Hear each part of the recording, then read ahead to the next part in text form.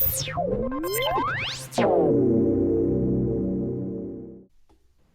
what's up, Yeah, man? how's everything? Good, That's good, funny good. that I. Yeah. That's Nice to meet you, dude. I love your shirt. Holy shit, that's dope. Op Ivy, man.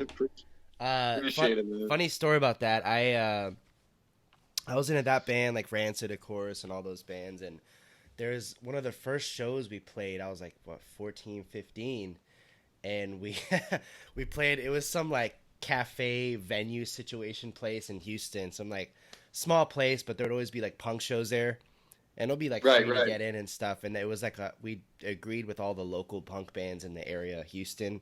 We agreed to do like a basically, Houston? yeah, I'm in Houston. Okay, cool. Yeah. So this was and all these bands got together and we did a whole like cover, like you were like you covered the band that your band was most into, inspired by. So like we were Operation Ivy, the band I was in, so we played all Operation Ivy songs. And then there was like Some Misfits. Ivy cover band. Yeah, it was like a whole cover band festival. That was Yeah. you? No. It was basically like Okay. I know of other people been doing that, but no, this was like a for fun thing. But it was funny because we played people. This Operation Ivy is like you either know them or you don't. You know what I mean? Yeah. Um, Yeah, pretty much. so it was funny like seeing the people, kind of talk about or sing the songs back to us and all that. But anyways, super cool, man. This is the Keyed Up Podcast. This is Jordan Royale, everyone. Just stumbled into your Instagram. I'm pretty impressed with your diverse selection of music. So tell me how you started music in general. Oh man. So yeah, I actually I was in orchestra and I played violin as a kid, man. Oh So wow. I Okay. yeah, I played violin, like my mom like introduced me to that when I was like 5 years old. Nice. And I think I either it's on the center video or I cut it out, but I Mm, think there is a small clip on there. You have to like pause it at just the right moment because yeah. I don't know if you watched it, but it was very flashy. I think there's a clip on there of me playing it, but so I mean I played violin from like 5 years old, like all the way through high school, bro. And Yeah. I was like first chair, second chair violinist in the orchestra. Oh wow. Like my mom was like riding me hard to like really push Yeah. to like, be very good at it. So that was kind of that's kind of I guess how I like got introduced to music pretty much Yeah. and kind of how I really started. So when I was like probably 17, 18 is kind of when I started like just auditioning for like different punk bands and shit Yeah. like that, and nothing really stuck. And the problem was is that I just always found that, you know, just nobody's reliable. Yeah. nobody's Nobody is reliable, and I just couldn't really, I was like, I'm gonna make a career in music somehow, some shape or form. Yeah. I don't care if like I'm dropping dead by the time it happens, but I knew there was like this whole, I don't know how bands do it, but props to them. Yeah. But I couldn't have that, and nobody was responsible enough to really keep it together. It was like, oh, practice got canceled again, band practice got canceled again, and it's like, I did that for like three or four different joke bands, and then pretty much when I saw a pattern, it'd be like two scheduled practices that were canceled. That's why I would dip. So I never really Yeah. stuck around much. And then I would say when I was in college before I dropped out, we started playing around with auto tune and Yeah. little shit like that or whatever, and like we just did little cover songs and shit. And then pretty much I had an EP in 2013 that we was actually one of the guys that produced like a Iggy Pop and Pat Benatar live album Okay. actually did that. Oh And wow. That's cool. yeah, That's he a did a nice thing to lot. have.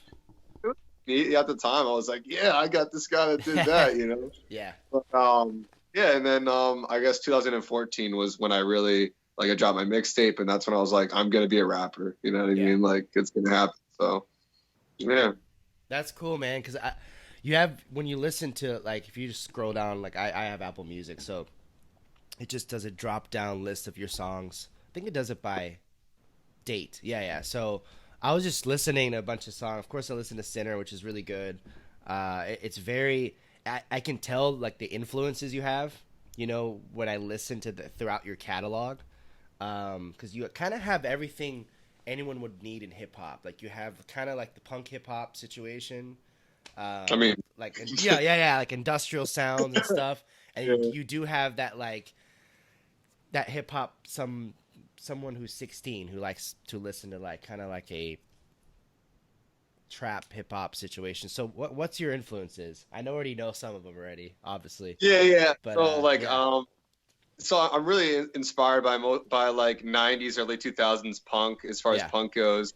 As far as like rap goes, like New York, Detroit, Philly rap. So, you know, like let's say 50 Cent, Eminem, Meek Mill, yeah, um, like those guys, and like D12 is a huge thing of mine, like a huge thing of mine. That so it's kind of I could range artists all over. And the thing of yeah, it is I always tell people this too. There's like, I have different bands and groups that I like from each category, and I yeah, kind of throw it in, just kind of throw it in the mix. Like I had a press release when and I was mentioning hardcore bands that like kind of inspired me. So I'm kind of just all over the place. I kind of just do what I do. A lot yeah, of like different people that like I worked with or worked with in the past, they didn't necessarily like that because I just kind of make music how I make music. yeah, Because I kind of do a Kanye thing where it's like a super weird album and then like a super cohesive album, and I just kind of just do whatever. Like the next song that I'm gonna drop is probably gonna be like some real hard rap shit, which is like completely different than Sinner. Sinner's kind of that droning like that droning voice of talking to the devil, and yeah. it's just different. I don't know. It seems to all stick, even though it doesn't really, like, it seems to all be together, even though it's all over the place at the same time. Yeah. Like, I don't know. Um, Yeah. That's a cool point you said that because it's cool to like when you said that it's kind of different things put together because you even it's such opposite. I'm looking forward to the new song by the way, but it's cool because I already heard the differences between the different tracks and the albums and things like that. And it's always cool because I'm a drummer, I'm a musician too, produce music. Um, I and saw the Aaron Carter interview where you guys were talking about that a little bit. Yeah. yeah. So it's always cool to see um, someone who owns their creative control. There's a lot of that stuff in the music business when you get into the bigger league of like losing kind of that creative touch, to your arts and music and stuff like that. So that's really cool. So speaking of that, who's your ideal producer to work with as a rapper and a musician, or do you produce your own stuff? How does that kind of process work? So I'll be honest, like on the daily, I have probably 100 different DMs or more of Oh like wow, producers saying damn, work with me yeah, or can I send you beats? And like I like that's a one lot. day I was like, Damn, yeah, one shit, night I was like, and nowadays too, it's like I'm doing everything in campaigns now per release. So we're doing yeah, like a song, we're pushing it for a month, and then we're gonna drop another song and push that for a month. Because I recently acquired management only within like the last 3 months. So we're really trying to like, and it's kind of cool because like I kind of already like figured a lot of that stuff out on my own, but it's instead of like trying to figure out like who you're gonna trust and whatnot, yeah, you just go to your guy. He's like, okay, he's gonna connect the call, put you in, and we're gonna figure it out. But as far as producers go, who I would like to work with, I mean, we're always gonna shoot for the gold here, right? I mean, so yeah, I mean, it would be amazing if Kanye were to produce a track for me. hmm, It'd be amazing if I was on a Dr. Dre joint. Um, Mike Will made it. It's amazing. yeah, And I've said Mike Will made it in a couple other interviews before too. But right now, I kind of am just looking. I'm right now with like who I'm working with. It's just like, do I bump to it? Do I like it? I'm yeah, not super super picky, and I noticed as I went on that it's obviously more about the marketing of your music, yeah, most importantly. But when the guy came with me with Sinner, I had it already kind of an idea or whatever that I wanted to do, and that was before I even did my suicide story. But when I had that experience is like when it all came together, and I'm like, oh my god, I'm gonna make something like, it's so weird. Like I'm honestly kind of semi surprised. Like I guess it's my story that's like yeah, helping it like really push out there more. But like I didn't expect the response that I got. Yeah. Um, but yeah, I mean, I could go on. I could probably compile a list for you if you wanted of like all the producers I'd like to work with. Yeah, No, no, man. that's So cool. I just wanted to get a grasp of like the idea of if you produce your own music or work with other producers. But it seems like there's a lot of producers knocking on your DMs. So yeah, it's that's kind of always nice, crazy how though. that. Yeah, like sometimes I'm like one night I just literally was going through like I was like I posted on my stories. I'm like I'm going through everybody's beats and I'm just like Yeah, okay, and you can't spend too much time on it because it'd be like 8 hours. yeah. It's like all right, It's if like it's in the, like they say, if it doesn't catch your attention in like the first 30 seconds, you're already off that. So yeah, like yeah, man. yeah. That's a big component too, man. Like, um, it's great to be creative, but on the consumer side, they are just super impatient, and Yeah, it's just exactly. it's changed. The art of the single, it's changed, and yeah, the first like Yeah. 10, like you said, first 10 to 15 seconds needs to have, and you need to win them over, in that short time frame, and it's crazy. But now it's just I don't know, due to the pandemic and the music industry is kind of just it's already changing. I mean, it's great for independent artists right now to connect with their fans more, and all that stuff like virtual shows. So what have you been doing? I know you've been like your Instagram's huge. Like you're always communicating with fans, supporting our other artists. So tell me a little bit more about that and what you do with that. Yeah, no, I appreciate that, man. Yeah. Yeah, and the whole pandemic thing is like kind of where I've been just like, figuring out my errors, figuring out my wins, Mm. and trying to, just hone in on the wins and Yeah. really, really, really work on that. So that's really actually been like really paying off. So it's like, the way I see myself and the way that we're working right now, it's like, each single we're gonna have, a even bigger budget to work with. And I see it really being something within the next year. Yeah. Um, you talk like but as far as like helping artists and stuff like that, I mean that's something like I always pride on, and I'm always like talking about like even if a guy would just like come to me, like I literally try to go through every DM, bro. Yeah. Like it's kind of crazy, but I literally try to talk to everybody and go through everybody. But like like someone will say, hey, like how do I do this, and I'll try to give them like it's Yeah. just like free advice and stuff is like from me is like crazy, like it's nuts. But like like I'll look at an artist and like they'll send me their songs. I'll try to put them in the right direction, and I'll try to see what I can do to help them kind of see where they're at and where they need to be. So that's something I do on daily.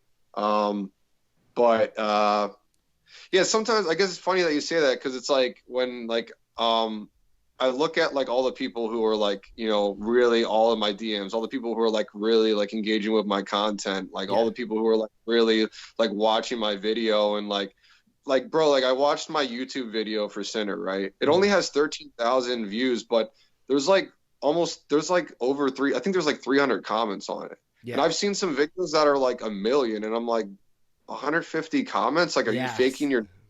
Because I'm Exactly. like, bro, I only have 13,000 views and 300 people, or it's like 270 or something. But I've seen people with millions and they got like 200, and I'm That's weird. Yeah. like, Oh are you yeah. faking numbers here? Like, what's going on? So it's kind of crazy, and I think that's something that people can see, like when they're like looking at all my content. It's like it's all real, genuine people who are Yeah. engaging with me. And that's a great topic you brought up because now, I mean, we're on Instagram. You're on all the time. A lot of artists are utilizing it, but now you're already ahead of other artists because now, especially now because of the pandemic, all these major guys are at home, right? Like they're not touring as much. They're not going to do all this whatever shit they're doing, like meeting with radio stations, whatever, which is great. But now they're kind of put on the spot now, and you kind of see there's a lot of made like it's kind of split. Like you have artists that you've never heard from since March. Like where did you go? You know what I mean? Like someone the other Right, day is right. like, where did Bruno Mars go? I was like, I have no idea where the hell he is, man. I don't care, whatever.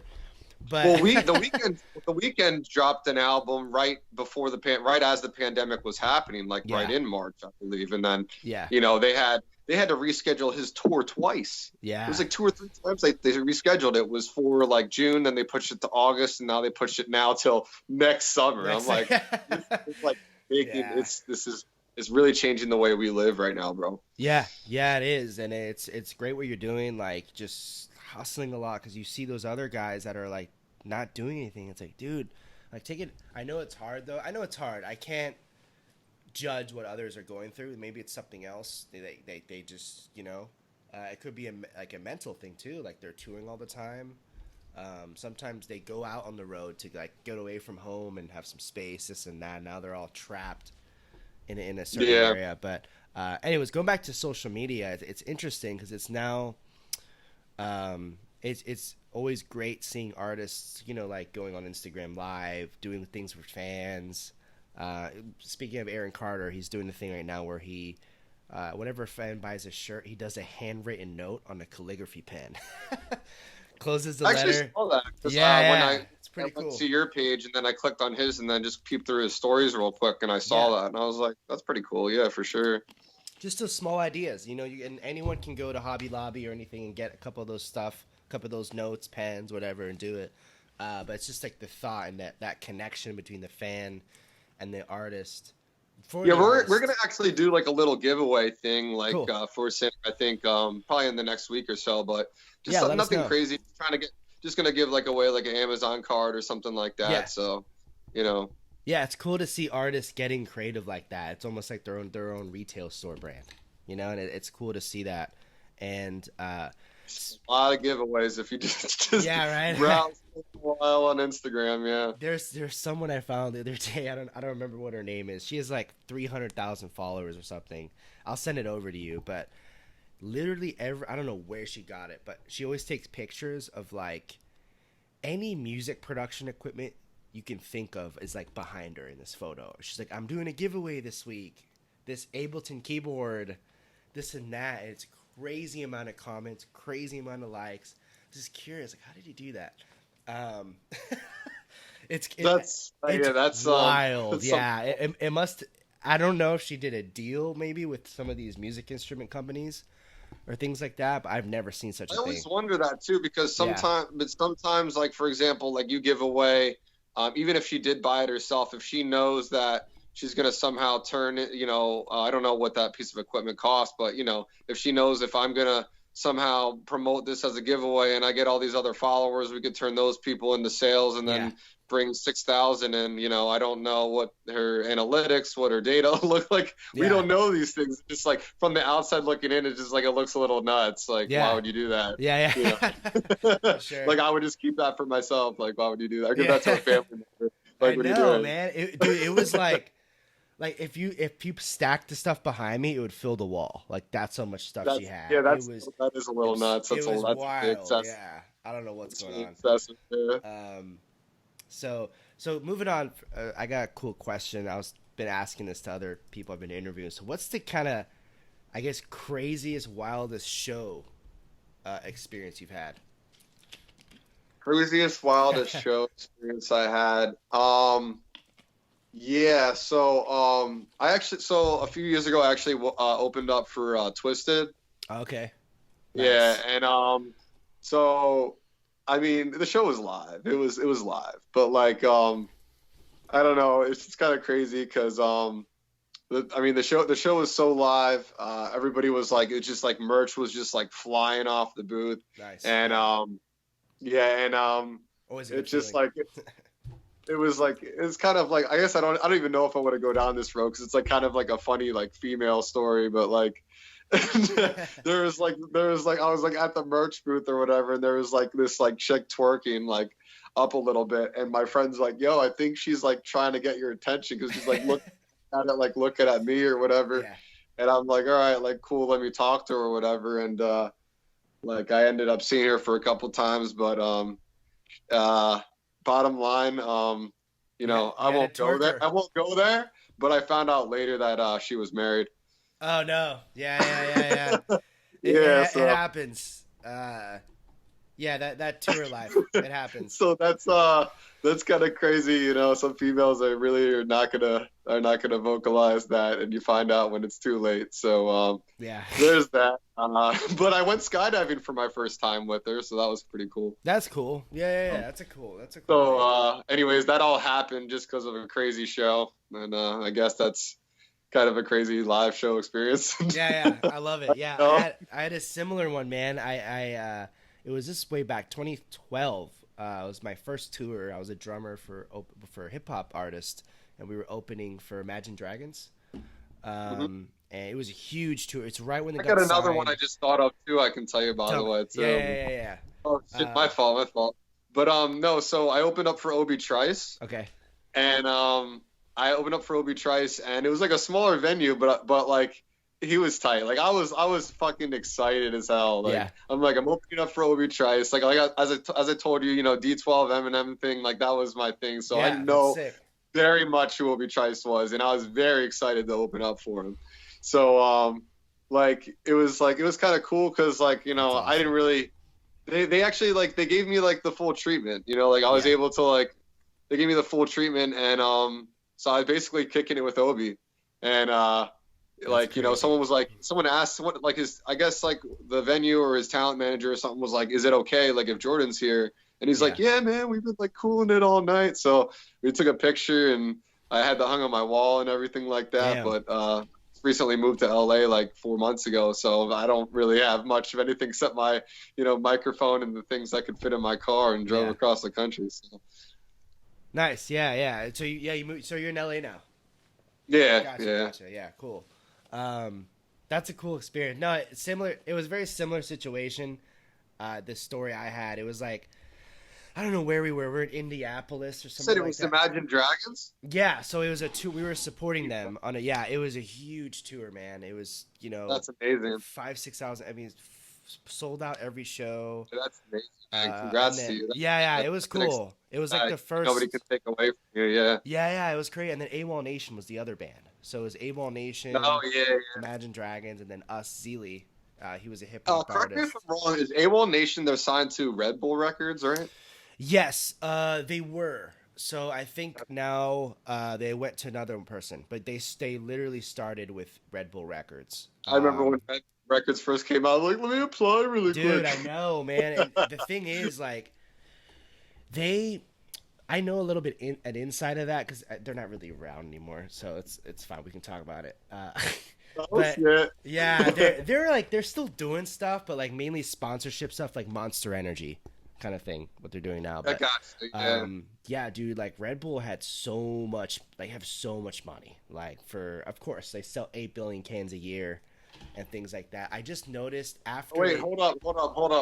yeah. Oh, there we go. Red Bull, dude. Oh, is that the lemon? I haven't seen that one. Summer edition, the No way. tropical. Every Oh, time, dude, I gotta try you know, that. it's funny. You know bro? It's my favorite. Like it's like whenever I go and get a Red Bull, I Damn. always get the yellow one. I didn't And know that. so there's like there's this gas station that's like right around the corner for me, and I know I'm the only one that buys them. So like every once in a while I'll pull up and I'll be like, oh, they're out, and I'm like, I know I bought all those.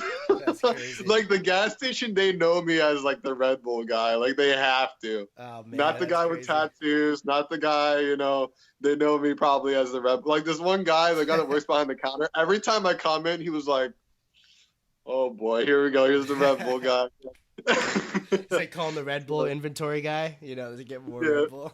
We need more yellows because this guy always fucking buys them every That's funny, man. day. Dude, I need to try that. I've only tried the red and blue, you know, those newer ones they did, but I didn't know they did a tropical. What the fuck? That sounds Yeah, I don't know incredible. what it is, but like I've tried the blue, hated it. No, it's not The red. green, hated it. The yellow just has that like extra flavor, like that little bit of I don't know, just like a citrus flavor to it, and it's just slamming to me. I can't even explain it. Yeah, It's the that's only dope. the energy drink I drink for the most part. Yeah. Well, no, that and full throttles. I Mhm. love full throttles. Not a lot of places have those. Yeah, You have to be it's few and far between. So, yeah. but yeah, Red Bull Records. Anyways, go on with the story. No, yeah. So, so they AWOL Nation's amazing. Great guys. I know a lot of the guys still talk to them still talk to them as well. But after they signed AWOL, when they started to sign newer artists, like they got a couple good guys, and then they just went full on Southern rock. Mm. I'm just all respect to Southern rock, whatever. I just didn't understand why they went that Maybe, I mean, route. maybe the analytic Yeah, data, they were making more money there and they just wanted to capitalize it and they didn't want to take chances could have. anymore, you know? Yeah, The only makes thing I sense. could think of. Yeah, because I would think like artists like Tech Nine or like he's probably already on Strange Music by then, but Right. like hip hop, electronic stuff because they started doing that. Um, but yeah, Red Bull's Red Bull. They kind of do what they want. I think extreme sports obviously has always been their biggest thing.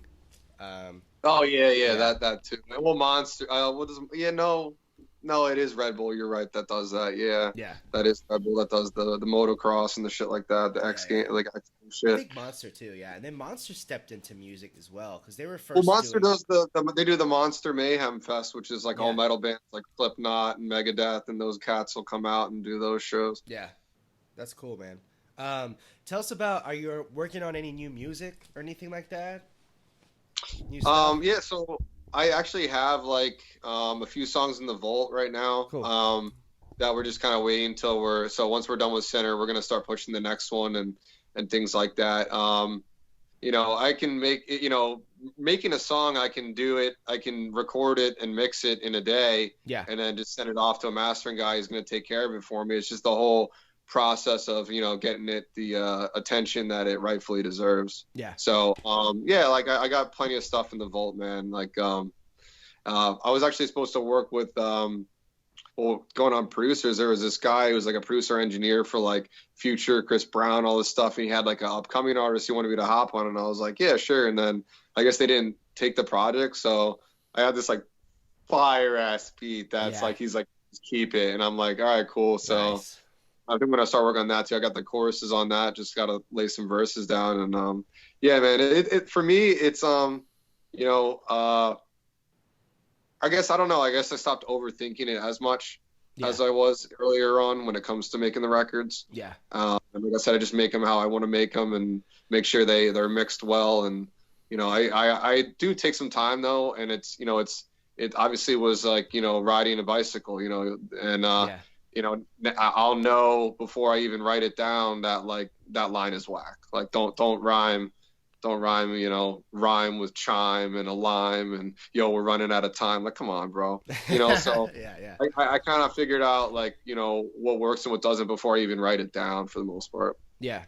That's really cool, and kind of elaborate that a little bit more because that sounds interesting. So, do you actually, let's say if you're in the studio with the producer, or you're in a virtual studio with the producer, you're doing a FaceTime chat, like exchanging ideas and stuff like that. Do you get involved in the production side and at the actual audio editing, or is that kind of?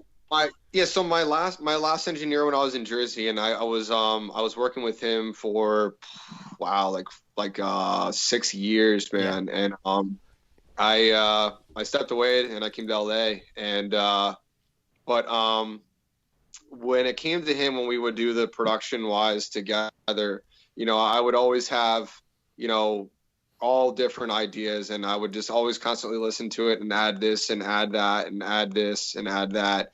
And like for example, when you hear the devil voice on Sinner, that's not the first time we experimented with that. There was different vocal tone, but we had that same type of effect that we applied on some other records of mine. So and it worked. In the past, people have liked it, but we did it more of a slower, and I think a little bit. I think the bass is a little bit heavier on the voice on Sinner, but we'll do stuff like that in Yeah. some of my earlier records too. We did so much verify and so many other additional instruments that the beat that was sent to you doesn't even sound like the beat. Yeah. Like my engineer would be like, you need to make sure that like, I'm credited as in-house production because, when what the beat that we got doesn't even sound like it did when we first got it. Yeah. So, but yeah, like, one of my articles, they like actually classified me as like semi EDM because of the record that it was at the time was just so much like it was just like, Yeah. so it was like kind of like a trap rap Touch with of EDM. crazy Yeah. EDM type of effects on it. So I play around with all sorts of things, man. It just, I guess it depends on the record. And so if I don't have a ton of lyrics on the song, I'll Yeah. overcompensate by making the we'll be fucking with the beat like heavy. Like I had a song where it was like mostly chorus, and I think it was like the verses were like 4 or 6 bars. It wasn't even cohesive, but Yeah. the way we made the beat, it was, I mean, I still to this day really dig the song. Yeah, man. It's cool, and I tell you, that devil voice, dude. It's like, damn, that's like really like a pretty close to I really a like demon how, voice would you sound know, it like. really does sound like it Yeah. would be, that's how he would be, or that's how he would sound. Yeah. Yeah. I feel like it would really go well in like some like, I don't know. Y'all should send it to some horror movie companies or something. I don't know. It could be cool in like a Right. Yeah. thriller scene or something like that, man. That's pretty cool. So I got a cool question. So how you do a lot of stuff. You hustle. You have your own brand, and you're an artist. You produce and do all this cool stuff on social media. So what kind of advice and tips do you have for, let's say, like someone starting out that was in your position, let's say 10 years ago, even more? I think the biggest part is just people investing in themselves. I mean, the number one issue is people investing in themselves, and the second and the number Yeah. two issue is finding the people to trust. You know, and I think, and that's the biggest thing. I mean, there's so many people out there online that are really genuinely there to help you, and that can really help you further your career. Mm. It's just that you have to do so much more double checking, triple checking, quadruple checking. And it's hard because when you first start out, you are going to get burned. I still get burned sometimes Yeah. because, Oh yeah. we always think the person has the right intent, and we think we like really looked everything over, and, occasionally it'll still happen, Yeah. and that's just, it's kind of life in every way, shape or form that happens. But I think the number one thing is with artists is like, they're just hopping on the track. They're not necessarily, really spending a lot of time on it. Mm. And it really starts to show who the people are who are here for the money, and the people who are here because they actually like what they do. Yeah. So that stands out very easily. Um, you know, and I, I think, the biggest thing here is to just, try to create an overall brand across all the platforms, try to make like brand familiarity. And I think, starting out, you do need to have, like for me now, like I said, I make whatever the fuck I want for the most part. Yeah. But when you start out, you can't really do that. Yeah. And I For sure. like, Good point. Very good point. yeah, so, kind of, you really need to kind of stick to your sound.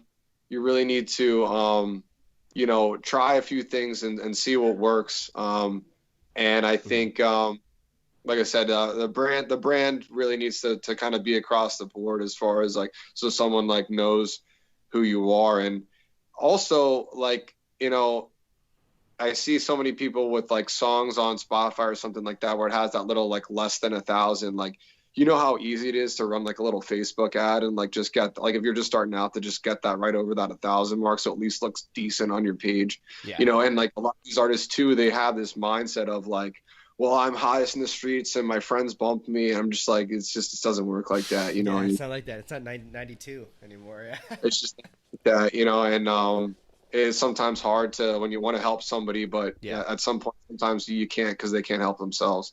Yeah. So Yeah, that's totally true. That's right. Because I've since I'm a musician producer, I've told you, but I dove into artist management for a while and worked for major labels and stuff like that.